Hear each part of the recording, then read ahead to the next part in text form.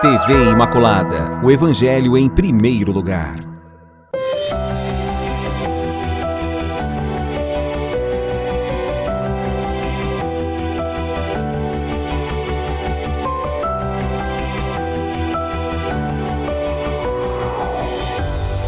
Louvado seja nosso Senhor Jesus Cristo, para sempre Ele seja louvado. Amados e amadas de Deus, estamos iniciando o programa Semeando a Boa Nova. O Senhor esteja convosco, Ele está no meio de nós. Proclamação do Evangelho de Jesus Cristo segundo João. Glória a vós, Senhor. Naquele tempo, havia alguns gregos entre os que tinham subido a Jerusalém para adorar durante a festa. Aproximaram-se de Filipe, que era de Betsaida da Galileia, e disseram: Senhor, gostaríamos de ver Jesus. Filipe combinou com André e os dois foram falar com Jesus. Jesus respondeu-lhes: chegou a hora em que o Filho do Homem vai ser glorificado. Em verdade vos digo, se o grão de trigo que cai na terra não morre, ele continua só um grão de trigo. Mas, se morre, então produz muito fruto. Quem se apega à sua vida, perde-a. Mas quem faz pouca conta de sua vida neste mundo, conservá-la-á para a vida eterna. Se alguém me quer servir, siga-me. E onde eu estou, estará também o meu servo. Se alguém me serve, meu Pai o honrará. Agora sinto-me angustiado. E que direi? Pai, livra-me desta hora? Mas foi precisamente para esta hora que eu vim. Pai, glorifica o teu nome. Então veio uma voz do céu. Eu o glorifiquei e o glorificarei de novo. A multidão que aí estava e ouviu, dizia que tinha sido um trovão. Outros afirmavam: foi um anjo que falou com ele. Jesus respondeu e disse: essa voz que ouvistes não foi por causa de mim, mas por causa de vós. É agora o julgamento deste mundo.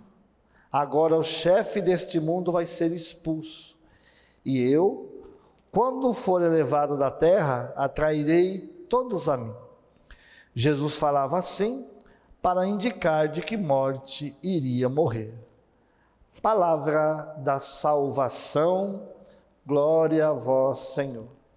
Amados e amadas de Deus, estamos no 5º domingo da Quaresma. No próximo domingo nós iniciamos a Semana Maior com o Domingo de Ramos. Então nós estamos cada vez mais nos aproximando da grande festa que é a ressurreição do Senhor. Mas antes disso, o próprio Jesus nos fala da grande hora, né? Que hora? A hora que Ele vai dar a sua vida por todos nós, a sua morte na cruz e também, claro, depois a sua ressurreição. E a grande hora do Senhor não é fácil o que Jesus vai passar nos sofrimentos que depois nós vamos viver na Sexta-feira Santa, onde relembramos todo o sofrimento de Jesus na cruz. Então aqui, esse Evangelho fala que logo depois da festa, que festa? A festa que estava se iniciando, a festa da Páscoa.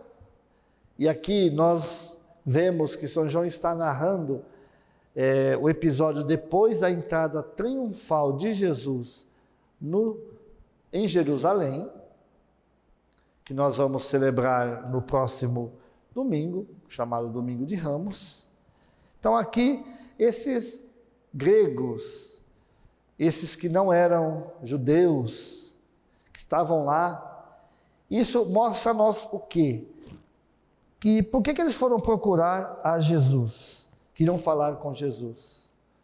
Queriam ver Jesus. Porque a própria realidade do templo, a festa judaica, aquilo que o templo apresentava, não estava mais respondendo aos anseios daqueles homens. Por quê? Porque o templo tinha perdido o seu verdadeiro valor. O templo não era mais o lugar de adoração a Deus, não era o lugar mais da presença de Deus. Nós vemos alguns domingos anteriores que Jesus fez um chicote de corda e expulsou os vendilhões do templo. Por quê? Porque tinham transformado o lugar de culto, de oração, de intimidade com Deus, um lugar de comércio. Então o templo já não respondia mais ao desejo daqueles encontrarem a Deus. Então eles vão até Jesus Cristo, vão procurar a Jesus, querem falar com Jesus. Estão dizendo, nós temos um anseio no nosso coração de fazer a experiência com o Deus verdadeiro, porque o que a religião judaica está nos apresentando não é mais para nós algo que nos preenche espiritualmente. Por isso, meu irmão, minha irmã, Jesus vem falando disso. E aí quando levam, tanto Filipe quanto André, levam esses homens para falar com Jesus, o que Jesus fala para eles? Não só para esses homens, mas também para os seus discípulos, dizendo, chegou a hora em que o Filho do Homem vai ser glorificado. E qual é que vai ser a glorificação de Jesus? Está aqui para nós a cruz. Jesus que vai experimentar todo o sofrimento, todo o pecado, todo o mal que estava sobre a humanidade para nos redimir. E aí ele usa essa comparação tão bela. Se o grão de trigo que cai na terra não morre, ele continua só um grão de trigo. Mas se morre, então produz muito fruto. Esse grão de trigo, ele precisa sofrer uma transformação. A morte do grão, ele se transforma para dar frutos. Então, meu irmão, minha irmã, nós vemos também no sacrifício salvífico de Jesus, Jesus que vai morrer na cruz e na sua ressurreição vai transformar toda a humanidade. Vai transformar os nossos corações, vem transformando até hoje. Por isso, a ênfase tão grande que a igreja dá na sua liturgia no tríduo pascal. A crucifixão, morte e ressurreição de Jesus. Então esse grande trigo precisa morrer, precisa sofrer, precisa estar posto na terra para brotar e dar os frutos.